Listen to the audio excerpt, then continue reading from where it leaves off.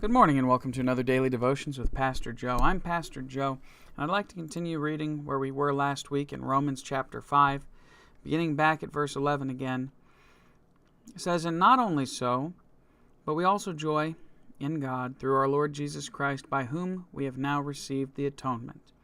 Wherefore, as by one man sin entered into the world, and death by sin, and so death passed upon all men, for that all have sinned."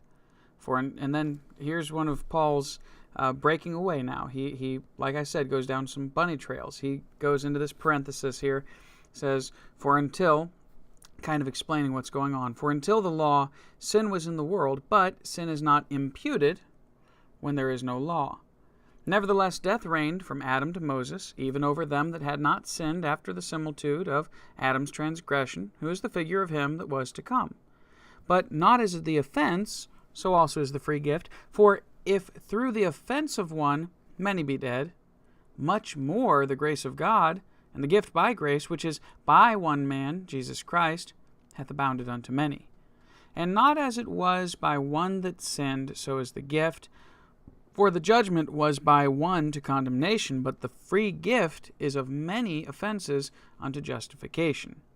For if by one man's offence death reigned by one, much more they which receive abundance of grace and the gifts of righteousness shall reign in life by one Jesus Christ." And I have some things highlighted here. I love what it says, "Our Lord Jesus Christ, by whom we have now received the atonement." As I said before, atonement is making at one with each other. It's mending the relationship between us and God. Because then he goes on to say, because as by one man sin entered into the world. We know that to be Adam. Eve had not necessarily received a direct instruction from God. She'd perhaps been told by Adam, "This tree is the tree we don't eat of. God told me so." Or maybe it was that God had told her. But the Bible doesn't put the sin in her hands. The first sin was Adam. And so Adam sinned, and because of his sin, sin entered into the world, meaning the carnal nature, sin nature, entered into the world, and death came by sin. And so death was then passed upon all, for that all have sinned. So what that's saying is very simply this. Sin entered the world, and the results of sin is death. And so if the results of sin is death, then anybody who dies has sin. Okay? So sin was passed to everybody in the world, and that's why they all die.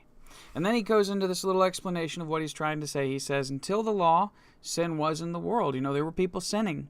Cain killed his brother Abel. We know that to be true. There was no law given against it. God had not at any point said, here's 10 commandments. Here's the book of Leviticus, Numbers, and Deuteronomy. He didn't say, here's a written form of my word for you to follow. But there was that natural, whether we knew it or not, we knew that it wasn't right. God gave us a conscience to tell us that there was still sin, even without law. But there was no law in place to accuse us of. So those people, although they had done wrong, and though culturally there would have been perhaps some rules and regulations and laws, because there is that deep moral standard that is built into every human's heart and has been since the beginning of time, because we are built in God's image morally, although we are now a defective image of God, so we're not quite as good, but he's got that in our hearts. We know morally what's right and wrong, and so even though there was no law to tell us what was right and wrong, our hearts did, okay? But even from Adam to Moses, all of that time, there was no law of God written. But even though there was no law of God written, people knew what was right and what was wrong. People knew what was sin, what was against God and against their bodies and against their neighbors. And so everybody on earth, in the form of Adam, had sin in their heart.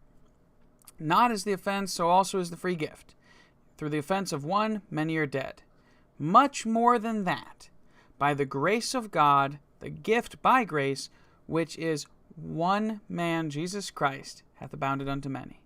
That means that in the same way, sort of, that sin entered into the world through one man, now through the sacrifice of Jesus Christ on the cross, by that one man's act, we can all have salvation from that.